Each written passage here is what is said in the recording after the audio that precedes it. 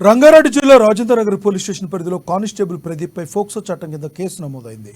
Constable Pradeep Hyderabad నగర శివార్లో ఓ బాలికను trap చేసి అత్యాచారానికి పాల్పడ్డాడు. గత 4 సంవత్సరాల నుండి అమ్మాయిని అత్యాచారం చేస్తున్నాడని, అత్యాచారం చేసిన వీడియోలు తీసి విషయం బయటకు చెబితే వీడియోలు బయటపడతానని బెదిరింపులకు పాల్పడ్డారు. బాలిక గర్భం దాల్చడంతో రాజేంద్రనగర్ పిఎస్లో తల్లిదండ్రులు ఫిర్యాదు చేశారు. దీనిపై విచారణ చేసిన పోలీసులు ప్రదీప్ను అదుపులోకి తీసుకుని రిమాండ్కు తరలించారు. ప్రస్తుతం ఎయిర్పోర్ట్ పోలీస్ స్టేషన్లో కానిస్టేబుల్గా విధులు నిర్వర్తిస్తున్నాడు ప్రదీప్.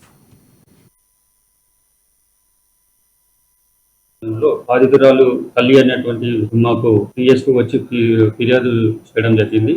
బాధితురాలు నివాసము ఉన్నటువంటి ప్రాంతంలో ఇంటి ముందున్నటువంటి గాజుల ప్రదీప్ అనే కానిస్టేబుల్ ఆర్జీఐ పిఎస్ లో పనిచేస్తున్నాడు. అతను గత 4 సంవత్సరాల నుంచి ప్రార్థనకు వచ్చినప్పుడు పరిచయంగా ఏర్పడి అతని ద్వారా ఆమెకు మాయమాటలు చెప్పి పరిచయం పెంచుకొని పెళ్లి చేసుకుంటానని చెప్పినాడు. కానీ పెళ్లి చేసుకోమని చెప్పి అడిగినప్పుడు నాకు సంవత్సరం క్రితమే పెళ్లి అయినది అని చెప్పి నిరాకరించడం చేయడం జరిగింది.